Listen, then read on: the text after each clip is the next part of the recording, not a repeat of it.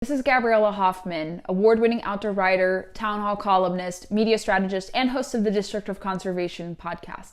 In this video, you're going to see a teaser of my exclusive interview with incoming Congresswoman-elect Kat Cammack, who will represent Florida's 3rd Congressional District. Kat has a really fascinating story, having grown up in a cattle ranch to falling, unfortunately, into homelessness, and then coming out of that, working for outgoing Congressman Ted Yoho as his deputy chief of staff.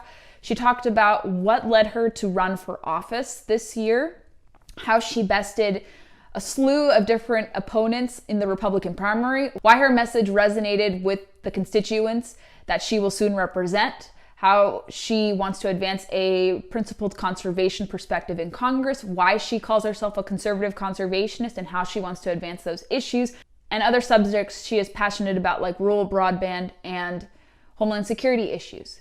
Here is my exclusive look with Kat Cammack, incoming Congresswoman representing Florida's 3rd Congressional District.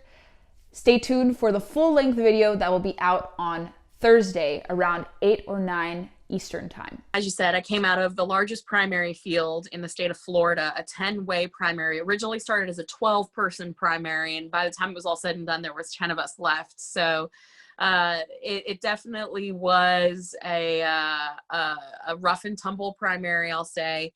But it really has helped prepare me for what's to come next, which, you know, is legislating in a very partisan, gridlocked Congress. And, you know, I think back to the reason why I started this whole campaign and really my involvement in politics to begin with. And it started really when we lost our small cattle ranch out west due to an Obama era program.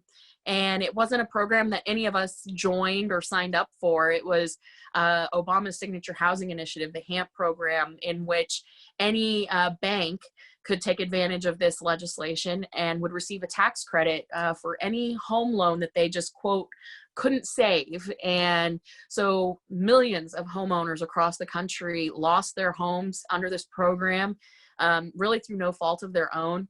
And it has turned into one of the biggest scandals that no one talks about.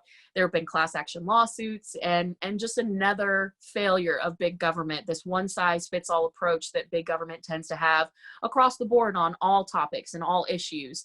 And that is really what started my process for getting involved. At the time, I had just finished up college. It was 2011. And my family, you know, we found ourselves homeless. We were staying in an extended stay motel that was a pay by the week type establishment. And I got a call from a family friend, and he said, my uncle is running for Congress in Florida, and we think you'd be a good fit for the campaign. And at that point in time, my whole life plan had been, you know, hey, maybe I'll take over the family business, which was commercial sandblasting, which my mom was running the business, and, you know, maybe get involved in the energy industry. That was really where my passion lied. But when something as dramatic as losing your home, your childhood home, happens, you have to make a choice. You can either, you know, put your head back in the sand and, you know, continue on your merry way, or you decide that, you know, I'm going to go after the thing that caused this traumatic event in my life and try to make it right. And so I decided that I was going to try to make it right. And that's how I ended up involved in politics. I joined the campaign of Representative Ted Yoho. And after we won our initial campaign against a 24-year incumbent, we made the choice that I was going to join the official office, and I've been serving this district in Florida for the last 8 years as the deputy chief of staff, and now I will continue that service as the representative for this area, really taking the work that we've done for the last several years to the next level and elevating that work and the constituent work and issues. So I'm excited for that opportunity and the challenge that lies ahead.